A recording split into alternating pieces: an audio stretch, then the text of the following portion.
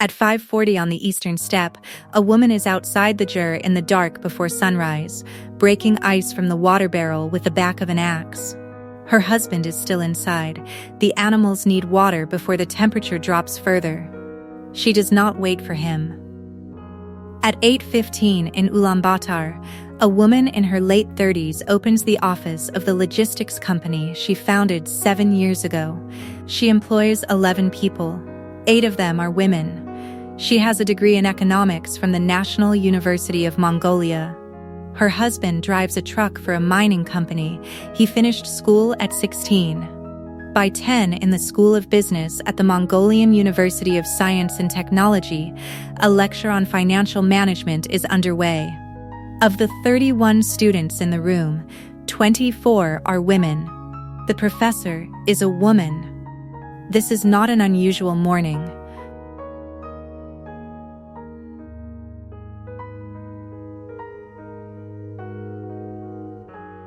This is Mongolia, a country of 3.3 million people between Russia to the north and China to the south, covering 1.56 million square kilometers, one of the lowest population densities on Earth.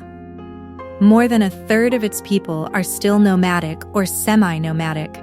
Nearly half live in the capital. It is also a country where women now earn the majority of university degrees, run a disproportionate share of small and medium businesses, and quietly carry the weight of both the steppe and the city, while the statistics catch up to what the women already know. What follows is daily life in a country where no one declared anything, and the women ended up holding most of it anyway. The steppe is not hospitable to the unprepared. Winter temperatures in Mongolia regularly reach -40 degrees Celsius. The dzud, a weather event in which heavy snow covers the ground and encases the grass in ice, starving the herds, has killed millions of livestock in single seasons. The 2009-2010 dzud killed approximately 8 million animals and pushed hundreds of nomadic families off the land and into Ulaanbaatar in the largest single wave of internal migration the country had seen. A nomadic family's survival depends on labor that is not divided along the lines that sedentary societies typically draw. The jur, the circular felt tent the Mongolian nomads have used for centuries, must be erected, maintained, dismantled, and moved several times a year as the family follows the pasture. Water must be sourced and carried. Animals must be herded, fed, milked, and slaughtered. Dairy products, airag, arul, urum, terag, must be made by hand from the milk the animals produce. The fire inside the jar must be kept burning. The women do most of this. They milk the mares in the early morning and again in the evening. They make the airag, fermented mare's milk, in the leather bag hung inside the jar and churned thousands of times each day until it ferments. They make the dried curds that store through winter. They felt the walls of the jur and sew the coverings that insulate it. They manage the household economy, the money, the food stores, the decisions about when to move and what the animals need. The men herd, slaughter, and in some seasons are away for extended periods following animals across distances the household cannot cover together. The woman left at the jur is not a woman who is waiting. She is a woman who is running the operation in her husband's absence because the operation does not stop when he leaves. The authority that comes with this labor is practical before it is cultural. A woman who has managed the family's livestock, finances, and food supply for 20 years across conditions that kill unprepared people does not need a title for the position she holds. The position is visible in the hands that hold the axe at 5:40 in the dark.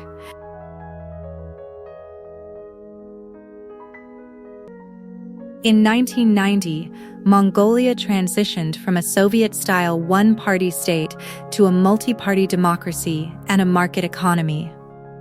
The transition was rapid, and the disruption was significant. State enterprises collapsed.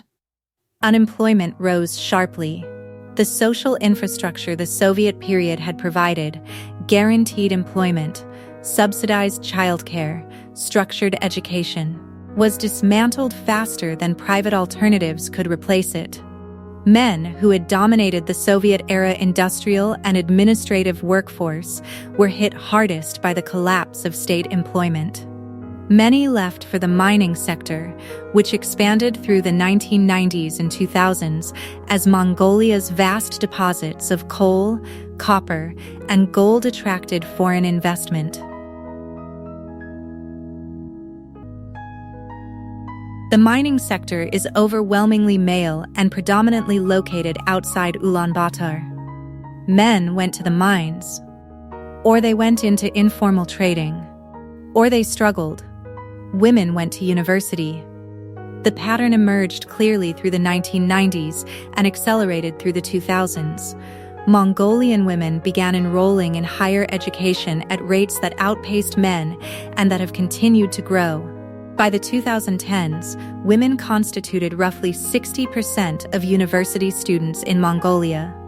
By the early 2020s, the figure in some institutions and some fields had reached 65 to 70%. The reasons are not fully settled in the academic literature.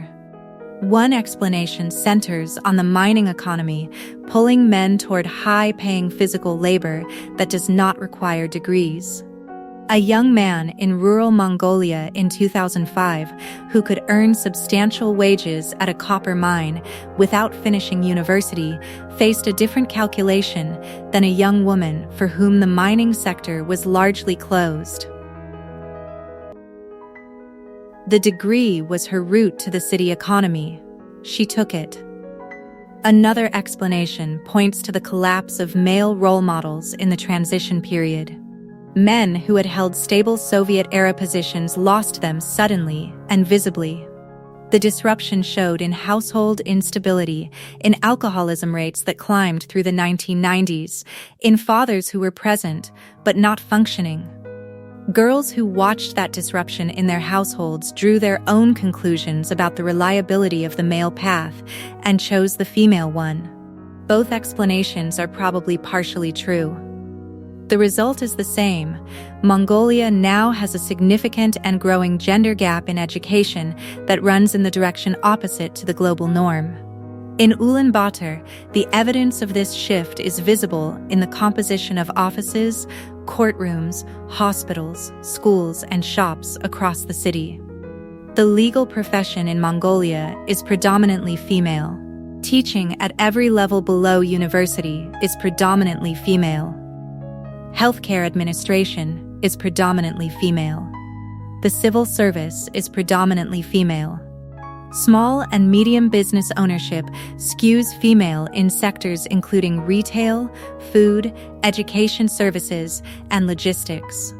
A woman who finished a law degree in 2008 and opened a small legal practice in Ulaanbaatar in 2012 describes the professional landscape she entered matter-of-factly.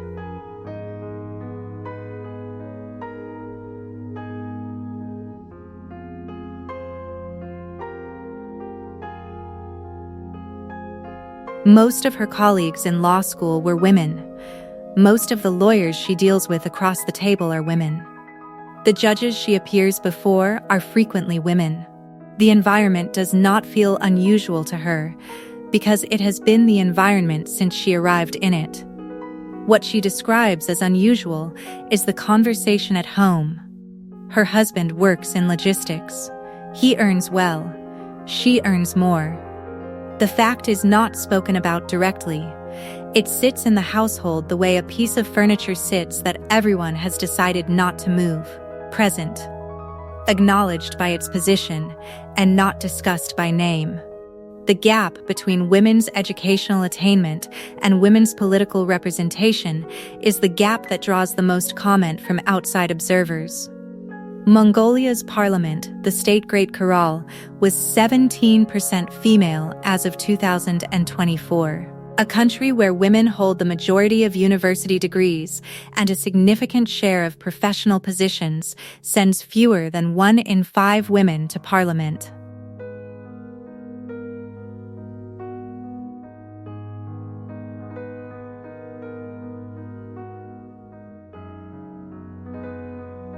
The gap is not unique to Mongolia. It exists in most democracies. In Mongolia, it is particularly visible because the professional gap has closed or reversed while the political gap has not. The women running the businesses and the courts and the hospitals are not running the legislature at anything close to the same rate.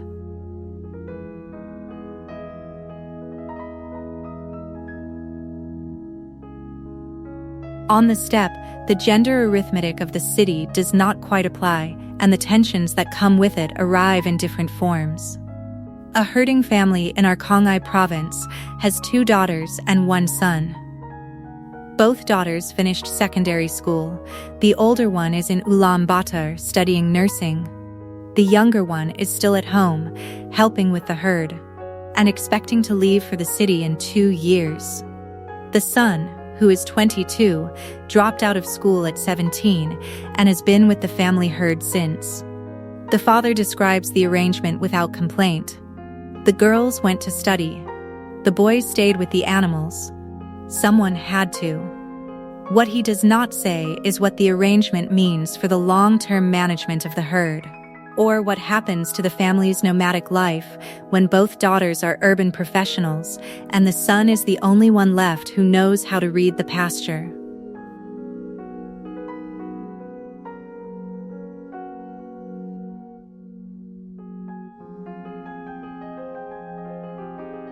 The movement of educated young women from the steppe to the city is the same movement happening in rural areas in every developing economy. In Mongolia, it carries a specific consequence.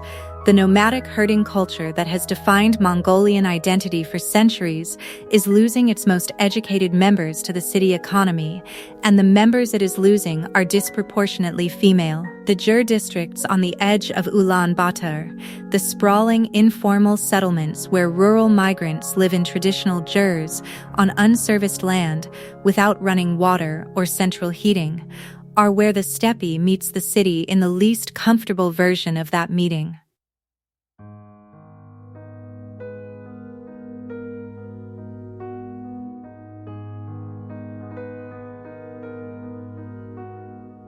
A family that left the herding life after Idzud and arrived in Ulaanbaatar with little money lives in the Jur district while building towards something more settled.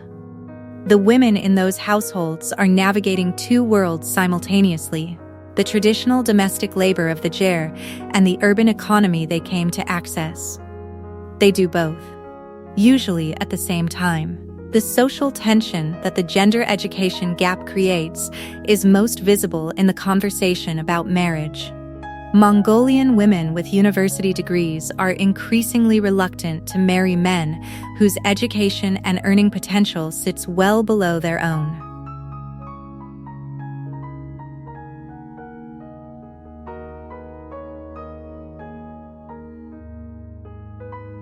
The reluctance is rational. It is also producing a measurable shift in marriage rates and in the age at which educated women in Ulaanbaatar marry, if they marry at all. A woman with a master's degree working as a financial analyst in Ulaanbaatar describes the available pool of partners with a specificity that statistics confirm. The men her age with comparable education and career trajectories are a minority of the men her age. She is not making a social complaint. She is describing an arithmetic problem.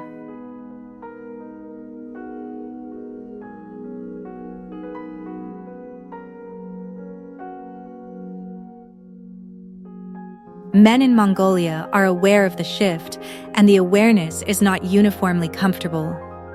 A survey conducted by the National Statistics Office in 2020 found that a majority of Mongolian men believed women were being advantaged over men in education and employment. The belief sits alongside the data that shows men still dominate the highest-paying sectors of the economy: mining, construction, senior management, and still occupy the majority of seats in parliament. The tension is not between a winning side and a losing side. It is between two halves of a society adjusting at different speeds and with different levels of comfort to a shift that no policy created and no policy has managed.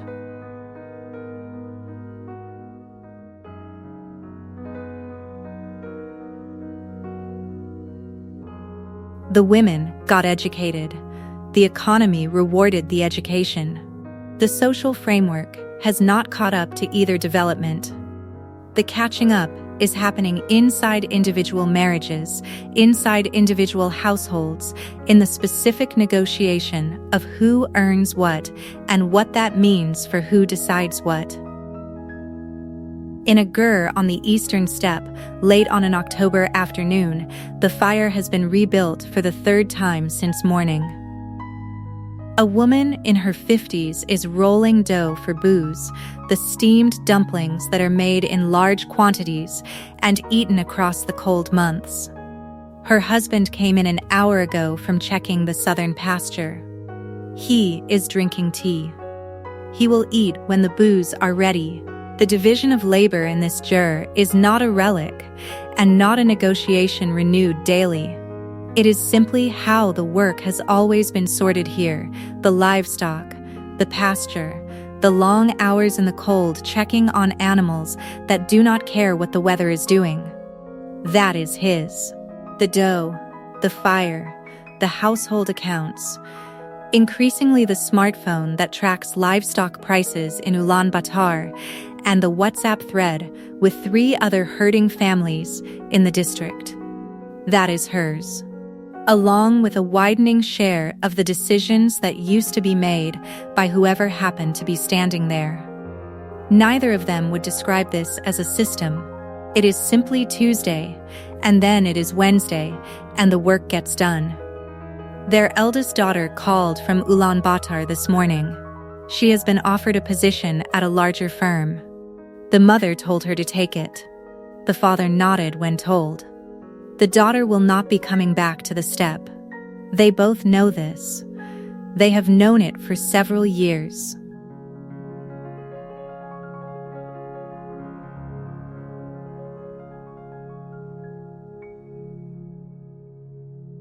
The daughter's path is not unusual, which is itself the point. Mongolia's universities have skewed heavily female for years now. Women make up a large majority of university graduates, a pattern that traces back to decisions herding families made a generation ago about which children to send to town for schooling. Herding is hard, physical, and does not require a diploma. A mining economy and an expanding service sector in the capital increasingly do. Families with sons and daughters both often sent the daughters to study and kept the sons closer to the herds, not out of a stated philosophy about gender, but out of a practical read on which of their children's labor was more useful where. The read compounded, generation over generation, into lecture halls that are now conspicuously female and a capital city increasingly staffed, at every level, by women whose mothers made a calculation about school fees decades ago. The gur is warm, the dough is being rolled. Outside, the steppe runs to the horizon in every direction with no feature to interrupt it, but the cold. It is worth sitting for a moment in what that cold actually requires. Winter on the eastern steppe means Zud conditions are a real possibility, a summer drought followed by a brutal winter that can kill a herd wholesale if the animals are not managed correctly through it.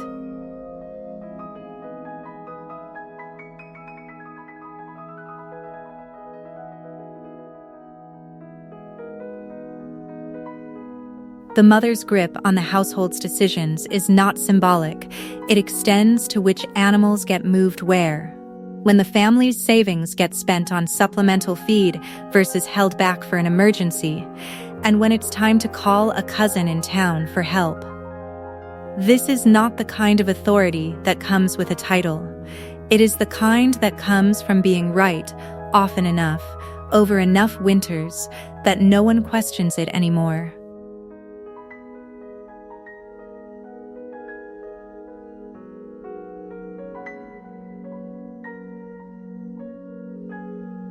No one declared a matriarchy on this step.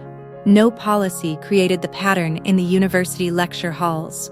No revolution produced the woman who owns the logistics company, or the lawyer who earns more than her husband, or the daughter who will not come back from the city. There was no year you could point to, no legislation to cite, no founding document. The pattern accumulated the way sediment does: one family's school fee decision. One winter survived because a woman managed it correctly. One daughter who did well enough at university that the next family down the valley sent their daughter to. Multiply that by enough families over enough decades, and you get a country where the numbers, measured today, look like the outcome of a deliberate policy that never actually existed.